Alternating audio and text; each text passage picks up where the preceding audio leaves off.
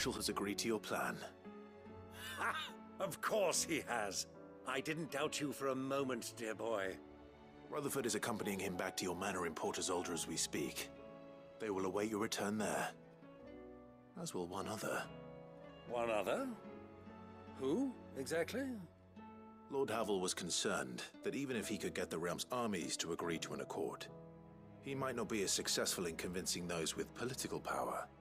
He asked if I might have a solution, and I suggested a certain Imperial Lord Magistrate turned Liberator. One of your co-conspirators? Master Quinton would probably call me one of his. But yes. Another outlaw, then. Just the thing we need to put these rotten politicos in their places. Good thinking, Clive. I'm glad you approve. The more the merrier, eh? Uncle, assuming Havel and Quinton can solve our problem with the armies, you still haven't mentioned how we might manage the grain shortages. Oh, don't you worry, my boy. The 7 high houses will be seeing to that. They have all agreed to make the most generous of donations. Oh, of course, it did take a little persuasion, but luckily I had some unexpected help. From who? Why, you, my boy. Rumor has it that you rescued the Lady Ariane's head steward Rockford from a horde of bloodthirsty bandits. It was more of a handful. Well, the old battle-axe was so pleased. She had a shipload of talents delivered to my private docks by the next new moon. And when the other houses saw the parsimonious old crone's purse strings finally loosen, they as good as tripped over themselves in the rush to follow suit. I'm happy to hear it. Now, I must be getting back to the manor. Join us there at your earliest convenience, would you? Of course, Uncle.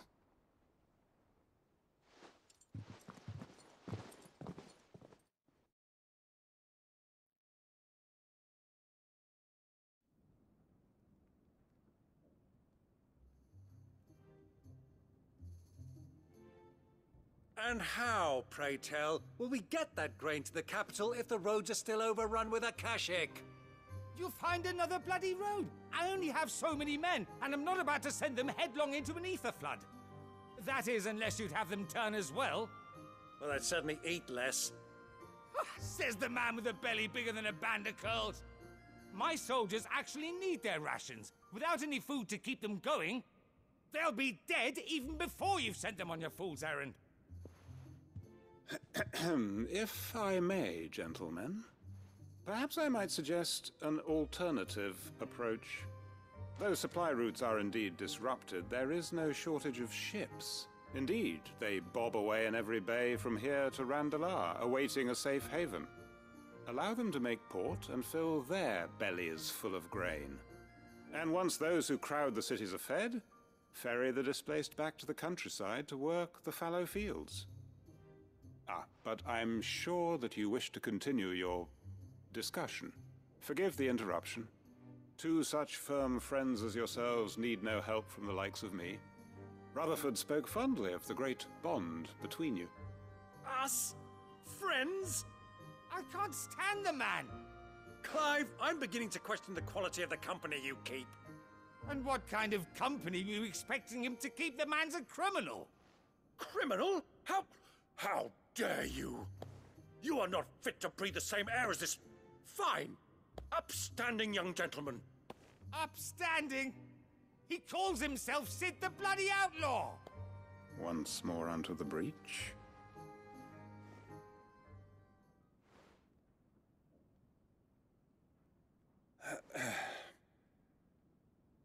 Shall we begin again?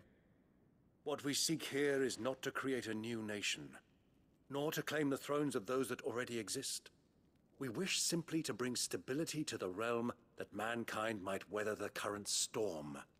And to do that, we must convince those in power, the generals, the statesmen, the nobles, that our cause is just. There will be disagreements, yes, and I imagine some resistance, much resistance. But we cannot let that deter us.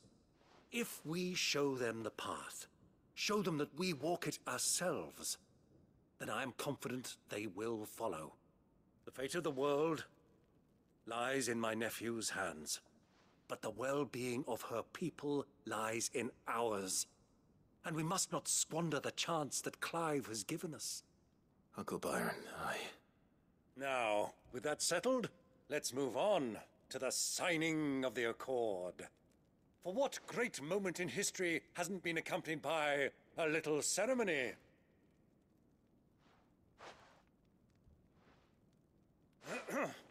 Citizens of Valisthea, I present to you the Tri-Unity. Rutherford, Mike Will.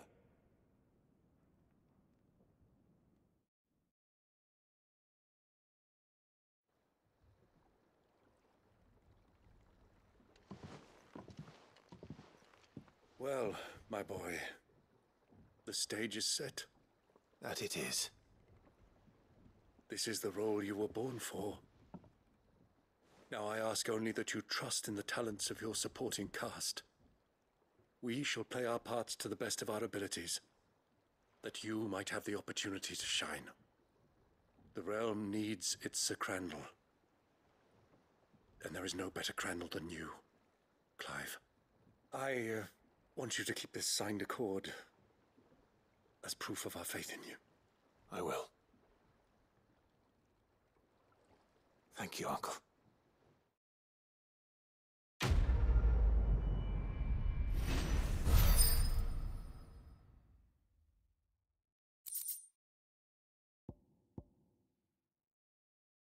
Welcome back, Sid. Yes. Welcome back. Trip wasn't too much of a pain in the arse, I hope. Truth be told, it was me who suggested roping you in to help with the trial. But from what I hear, things didn't go quite as planned. No, they most certainly did not.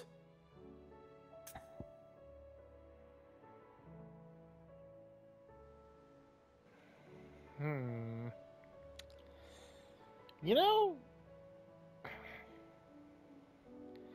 I'll admit he's still new to it, to being a scout.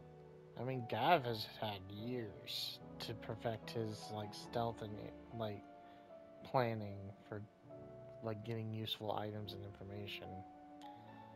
But Ember did panic under a fight, but once again, that was a wyvern worm. That's not something like a normal person without any powers would just go right in and fight, not normally. So it's understandable that he got scared stiff, but he did kill 2 dogs on the way up, and he still did go and get the items from the watchtower while I was distracted killing the dragon outside. So it honestly feels like he does deserve it. Ember lost his nerve in the face of a beast of prey, but he didn't lose heart. He pressed on, and he achieved his aim. And is that not what we ask of our scouts? Indeed it is. Thank you for your honest appraisal, Sid. The fact remains, however, that Ember will not always have a battle-hardened warrior on hand to pluck him from the jaws of peril. All I have gleaned from this trial is that without someone watching his back, Ember is little more than a liability. Wait, Sergeant. Ember still has much to learn, it's true. And this time he was found wanting. But I'd say he's due a second chance, nonetheless. After all, he did do as you asked. With a bit of hard work, any hand can be made to hold a blade, and any mind can conquer its fears. But a scout's nose is different. You've either got one, or you ain't. And by sniffing out that log, young Ember here has shown he has a conch and a half. Wouldn't do to waste it now, would it? Fine. One more chance. I'll do whatever you ask. I'll spend my days and nights in the pit if I have to. I'll show you. Just you wait.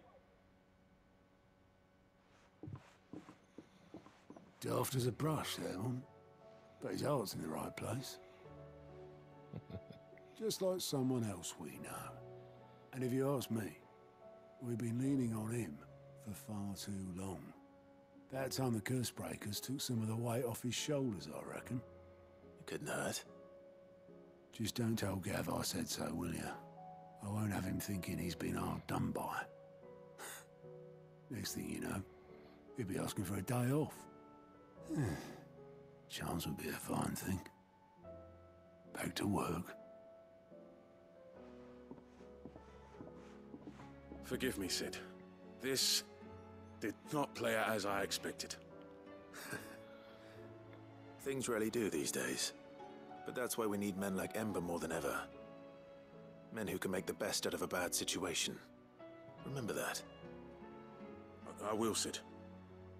Thank you. There you go.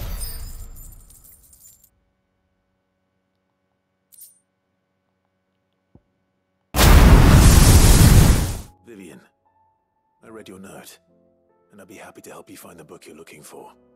Thank you, Clive. But tracking it down will not be easy. Are you sure? Please. You have always granted me your wisdom and insight whenever I asked. It's only right that I return the favor. Or at least attempt to. You are too kind. Alas, what I ask of you is rather more trying than delivering the odd lecture. I spoke with Harpocrates to see if he had any inkling as to where another copy might be found, but... But perhaps it is best that you hear the details from him. If you say so. Forgive me, Clive, for asking this of you. But this book, it set me on the path to becoming who I am today. Its importance cannot be overstated.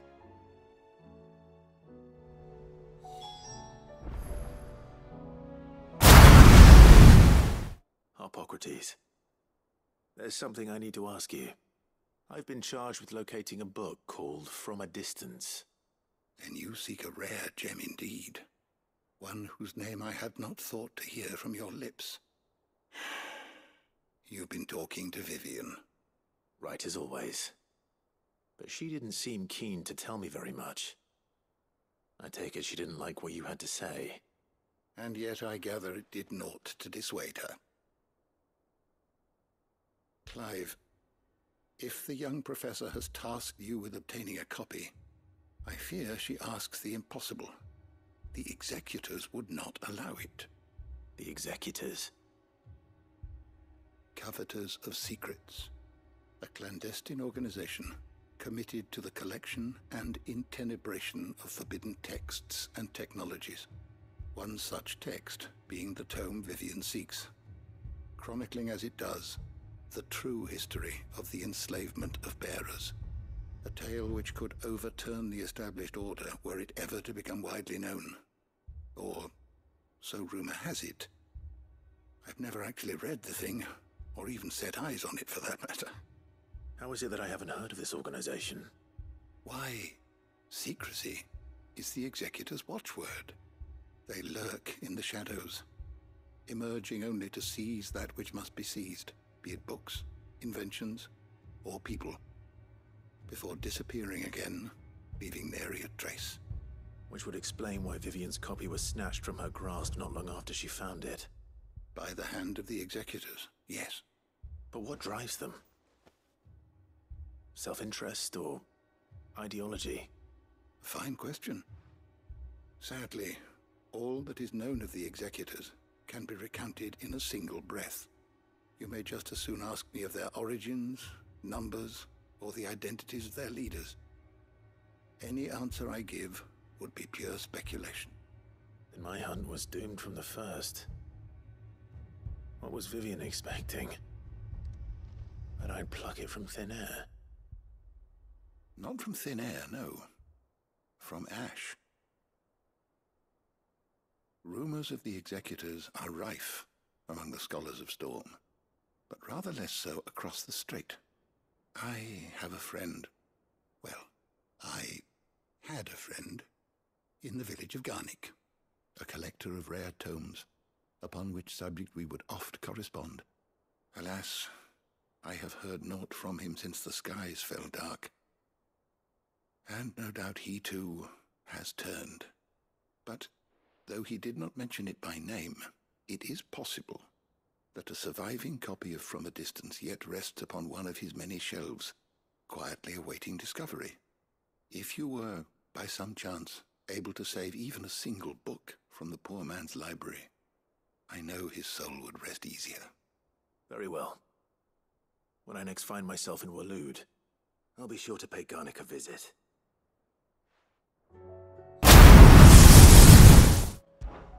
Something troubling you? No more than usual. It's just... Eda's baby will be coming soon, and I wanted to make something for it. I'm sure she'd like that. Back in the north, families would always make gifts when a bairn was on the way. Yeah, let the little tykes know they were welcome in their new homes, like. So, what's the problem? Well, the problem is that Eda's due any day now, and I don't know if I'll be ready in time. Is there anything I can do to help? You know, there just might be. All right then. What exactly are we making? A good luck charm. But not just any good luck charm. Not just any. No. One made from the feather of a silver chocobo. There's naught luckier in all the realm, or so we used to say back home anyway. Thing is, they're hard to come by. Had Otto and Karen check with their suppliers, but nothing. I'd try and track one down myself, only... Only the big day is fast approaching. And that's all you need, a feather. That, or the bird whose horse it's attached to, aye. I was gonna start by asking around with traveling traders plying the northern borders. Well, there's no shortage of those passing through Martha's. I think I might make that my first port of call. I'll let you know if I find anything. You're a good friend, Clive. I won't forget this.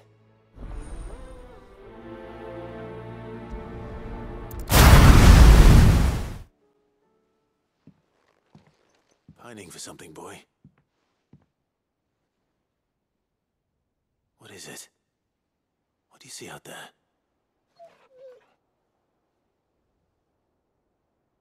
I never did ask where you got that anklet of yours. From Sid, that's why. On the day he brought him home. That long ago? And you're only thinking to ask this now? Sid saw that the pup had a habit of gnawing on his leg, since you ask. Clap that there iron on him to keep him from doing it. What was wrong, boy? I'll take like as not. Must have been hard on the poor whelp losing his loving masters at such a young age. Doubly hard in being a frost wolf, torn away from his icons and all. Sid would always tell him, you want my iron gone, you find what it is you're looking for. I reckon what he were looking for was you. I'm sorry, Torgal. Sorry for making you wait so long. Let's get that thing off you.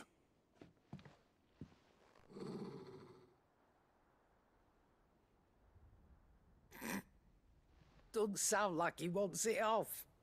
Indeed. You miss Sid as much as the rest of us, don't you?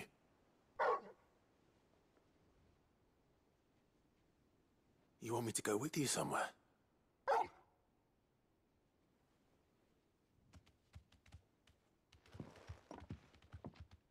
Quick, aren't you? Glad you've been paying attention. Not nearly as much as you have, Lady Karen. Aye, good thing and all. It's not like Gav would have kept him in nuts and rubbed his belly these past 10 summers. Your kindness is appreciated. You've been a good friend to him. Only because he doesn't talk back like the rest of you. Go on now.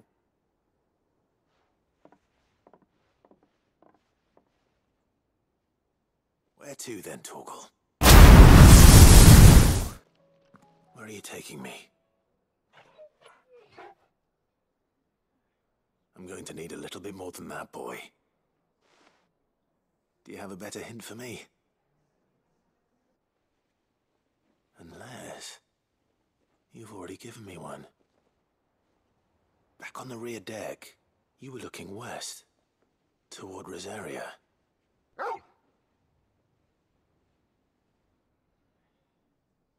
Why don't we try the rookery?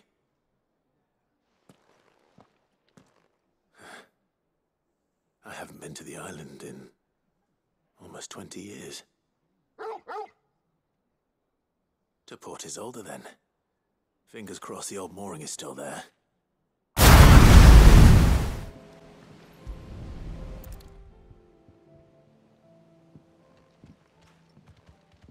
It's still here. After all these years. A lot smaller than I remember. And you're a lot bigger. You might have to swim, boy.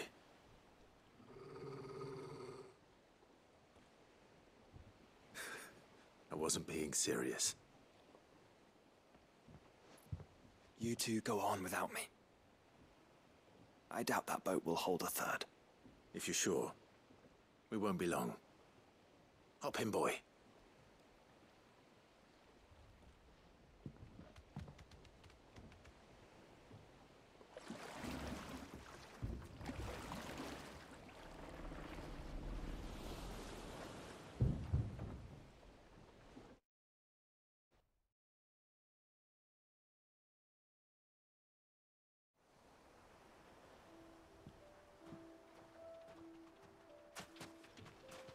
This place hasn't changed at all.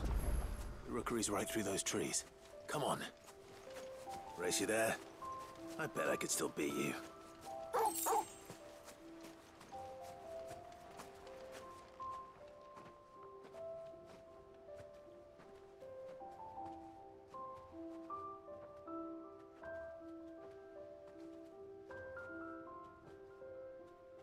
Here we are. This was our hideaway. Wasn't it, Torgal?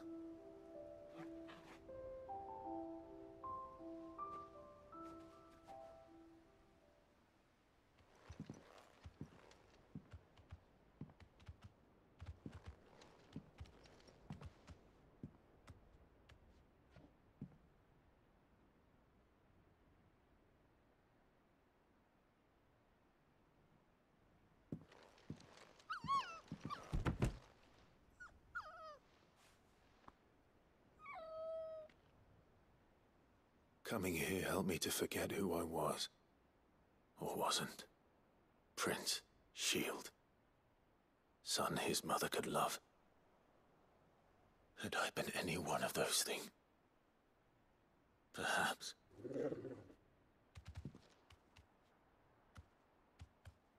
What is it, boy?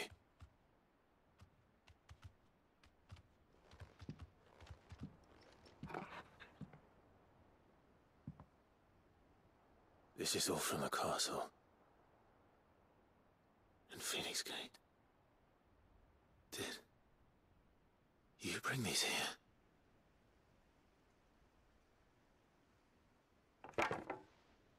My sparring sword.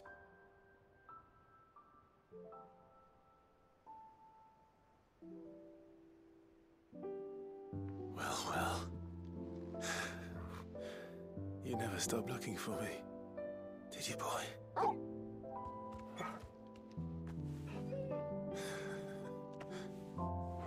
Thank you, Torgal.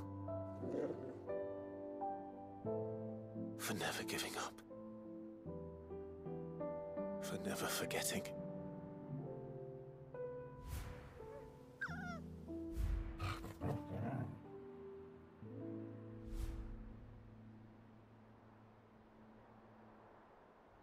Let's take this with us, shall we?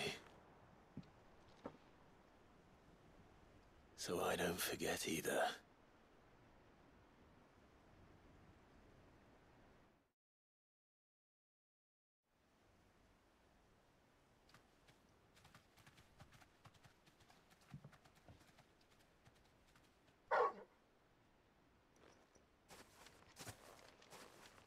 That's not the way back to the boat, Torgal.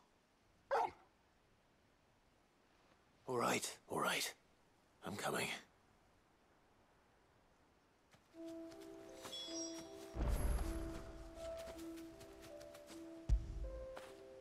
You all right, boy?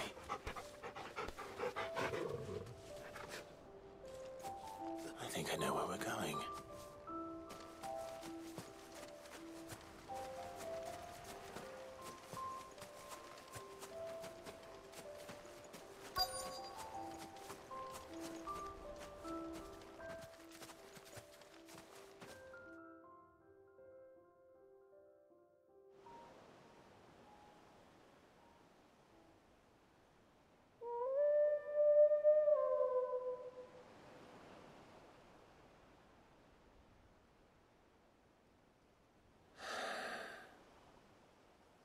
People always talk about the importance of putting the past behind you. But without it, we wouldn't be who we are today. And we certainly couldn't steer our way to a better tomorrow. Come on, Torgal. Let's go home.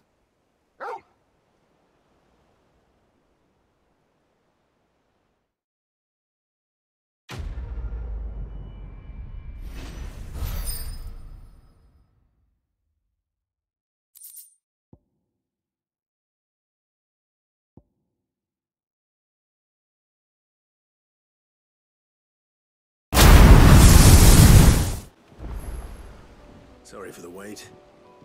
We're ready.